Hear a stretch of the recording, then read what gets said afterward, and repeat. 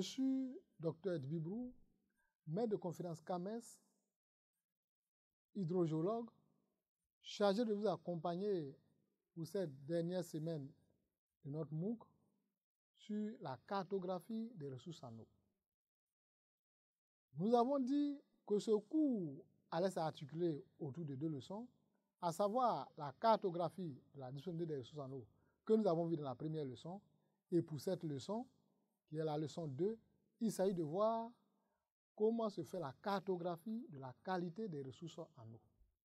En introduction sur la cartographie de la qualité des ressources en eau, nous pouvons dire que la cartographie de cette qualité peut se faire à partir des données ponctuelles, que nous avons ici, ou des données raster, représentées par ces différentes surfaces que nous voyons sur cette carte.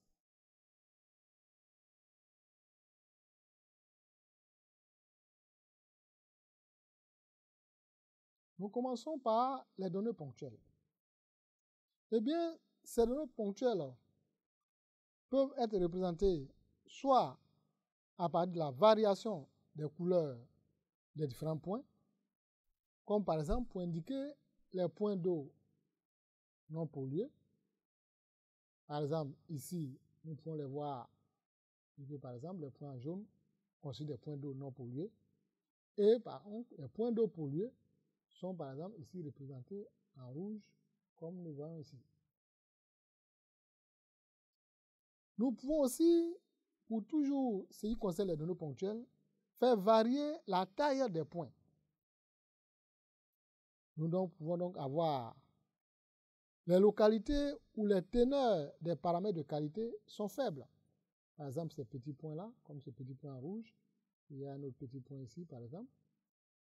Ou bien les localités où les teneurs des paramètres de qualité sont élevés, par exemple, comme les gros points que nous observons sur cette carte. Voici comment on peut donc représenter les données ponctuelles. Après la cartographie de la qualité à partir des données ponctuelles, nous passons donc à la cartographie de la qualité des ressources en eau à partir des données raster.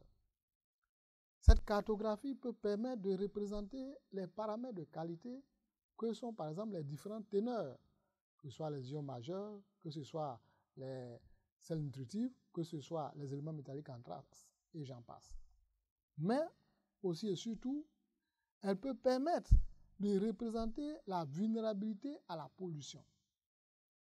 Comme c'est l'exemple au cours de cette étude, nous avons ici la vulnérabilité à la pollution qui varie des zones de vulnérabilité faible, ici en jaune sur cette carte, comme on le voit partout, qui constitue d'ailleurs la classe la plus importante de cette zone d'étude,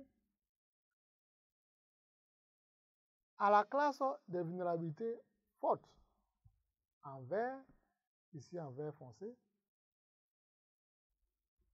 en passant bien sûr par la classe de vulnérabilité moyenne en rose, qui représente la deuxième classe la plus importante de cette zone d'étude. Voici un peu comment on peut cartographier la qualité des ressources en eau à partir des données raster.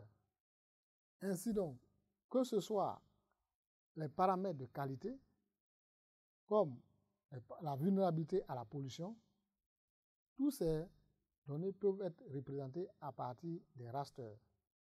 Que pouvons-nous retenir au thème de cette dernière leçon?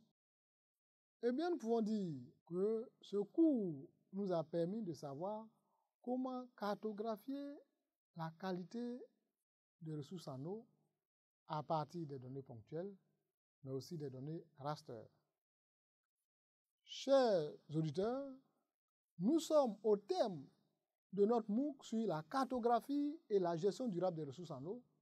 Nous allons croire que vous avez aimé durant ces 4 semaines que nous avons passées ensemble, que vous avez pris du plaisir à partager ce moment.